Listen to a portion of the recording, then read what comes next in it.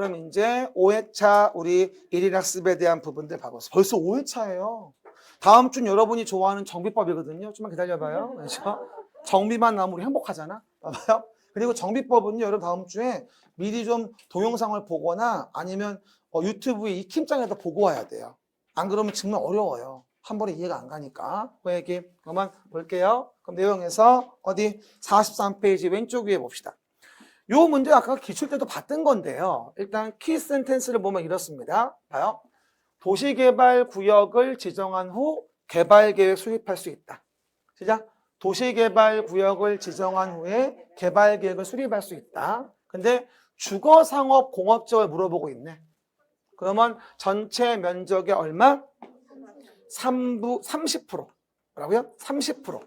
30% 이하. 100분의 30이죠. 주상공이면. 그러면 구역을 먼저 정해 계획을 만들 수 있다. 43 왼쪽 위 찝어봐. 포인트 손가락으로. 43 왼쪽 위 찝었어요? 손으로 표시해. 내가 부르면 이렇게 찍어. 내가 보게. 말도 안 듣고 하여튼 간에 봐봐. 그 다음에 43 왼쪽 중간 개발계획을 만들 때 동의와 관련된 부분. 개발계획을 만들 때 동의와 관련된 부분 무슨 방식이면 환지 방식이면 쫑알쫑알 소유자들이 많아서 말이 많아. 그래서 개발계획 수립하려면 토지 면적의 3분의 2 이상 해당하는 소유자 와 빨리 해봐. 와 대단해요. 또자요. 뭐라고요? 소유자 총수의 얼마? 2분의 1 이상 동의를 받아야 한다. 다만 시행자가 누구이면 국가나 지방자치단체라고 한다면 동의를 받을 필요가 없어요. 참 잘 나오는 부분입니다. 그리고 환지 방식일 때 개발계획 만드는 거야. 정확하게 못 외우면 문제 못 풀어요. 됐죠? 그 얘기 3번입니다. 3번은 아까도 기출 때 반복했던 거 국토교통부 장관이 정할 수 있다. 뭐를? 도시개발구역을. 그러면 도시개발구역을 국장이 정한다고 나오는데 요거 완전히 33의 기출각이죠. 33의 기출각 있습니다. 그러면 일단 요거 나올 때 우리는 뭘 봐야 될까? 요청한다고 나왔는지 제안한다고 나왔는지. 그치? 그러면 요청한다고 나왔다면 관계 중앙행정기관장 무슨 장관급 얘기하는 거지? 그리고 제안이 나왔다면 공공기관의 장, 그 다음에 정부 출연 기관의 장이 30만 이상으로 국가계획과 밀접한 관련이 있는 도시개발구역의 지정을 제안했다 이 얘기지. 그러면 그런 경우일 때는 뭐가 되어진다? 아하, 국토교통부 장관이 도시개발구역을 정할 수 있다.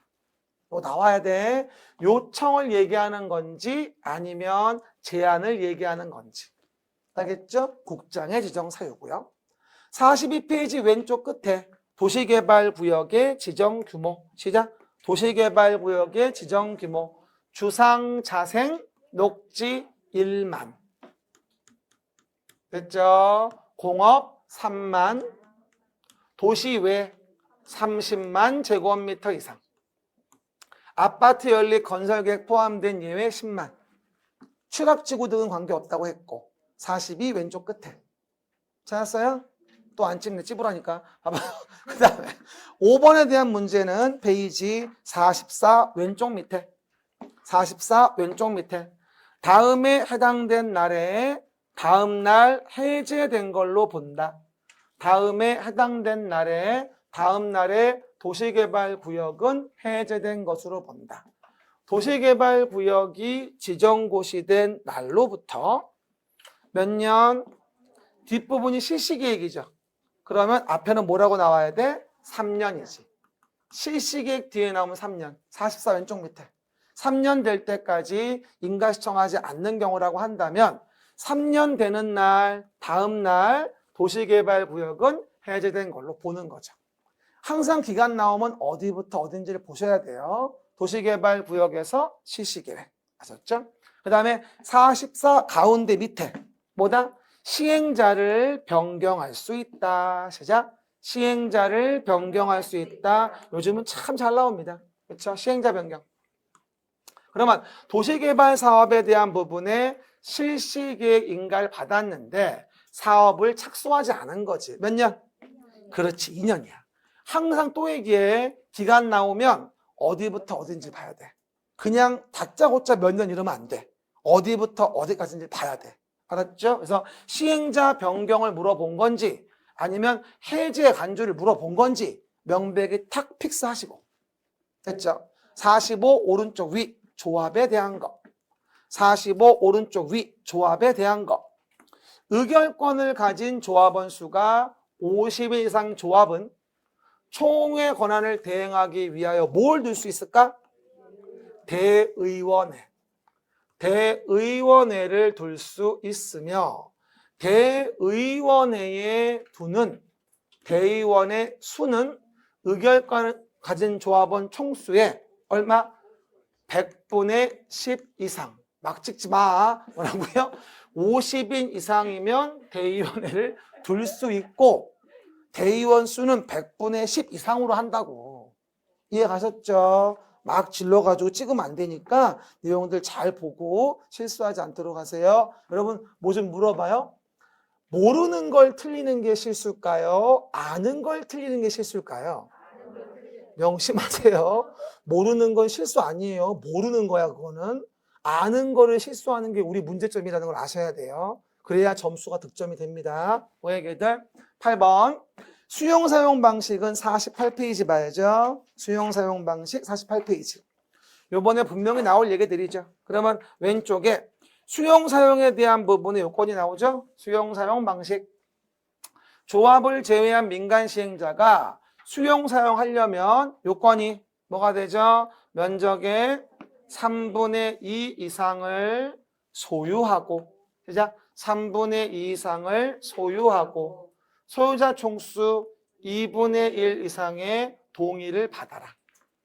됐죠? 그리고 이번에 신설된 거 9번, 10번, 48페이지 오른쪽 위에 있는 거 완전 중요하고 33에 나와야 됩니다. 그래서 꼭 기억하십니다.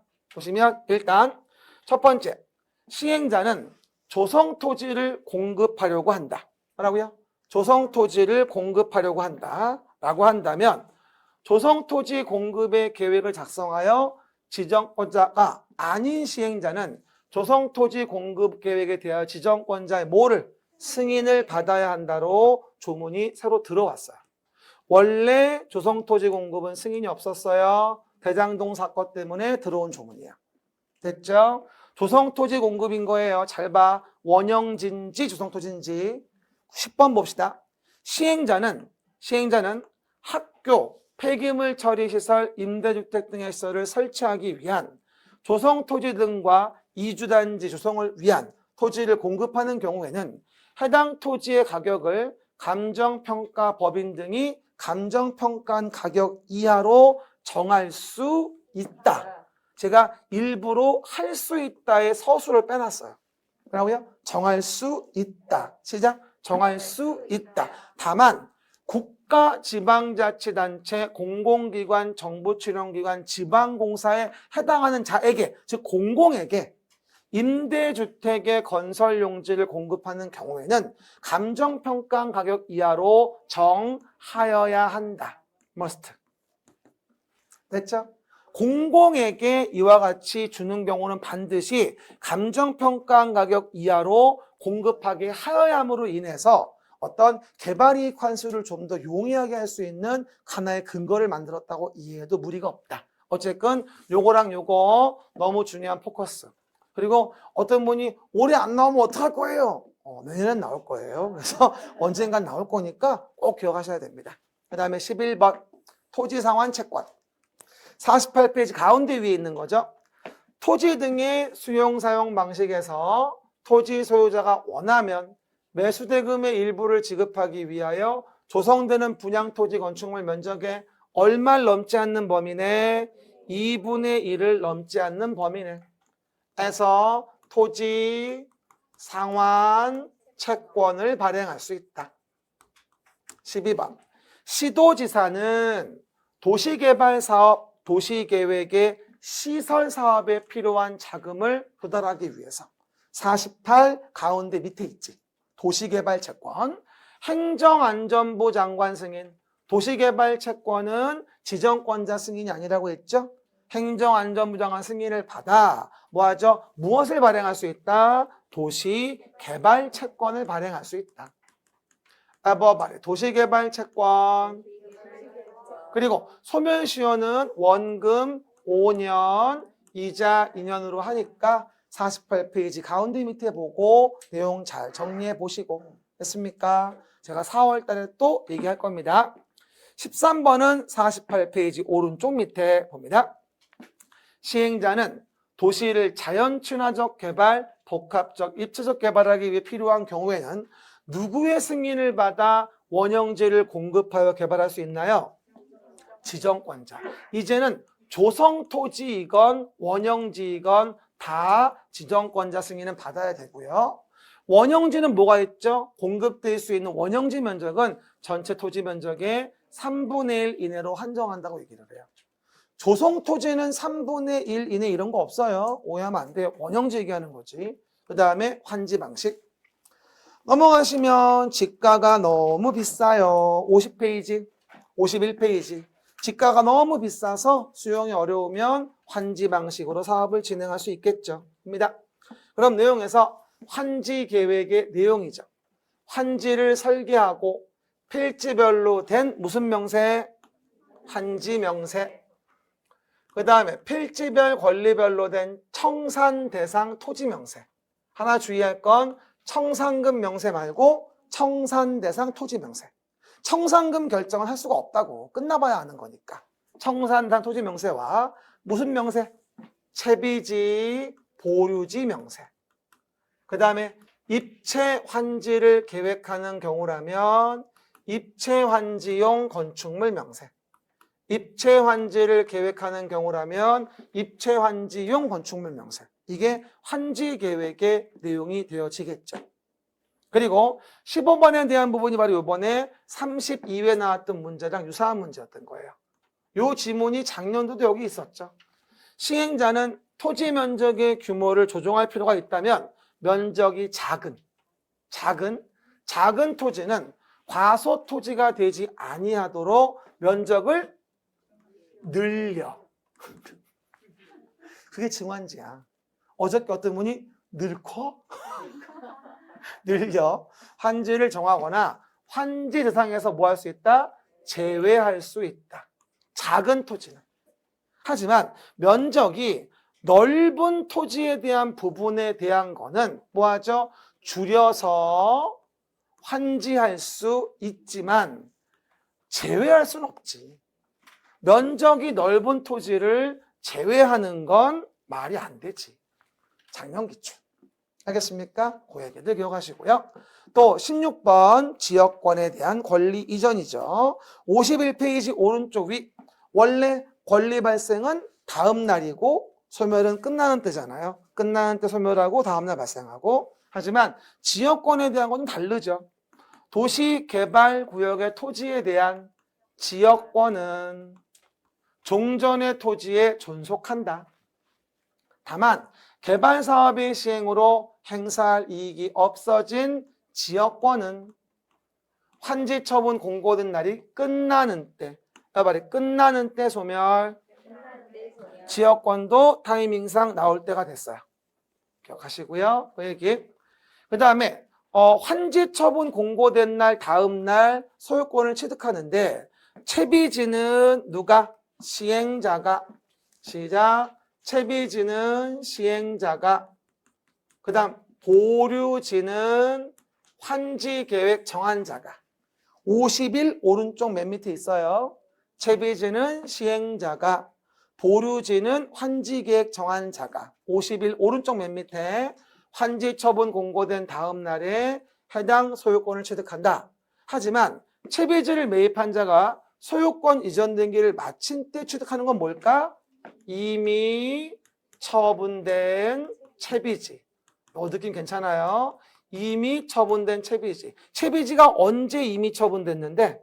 환지 예정지가 지정됐을 때라고 한다면 이미 처분할 수 있잖아.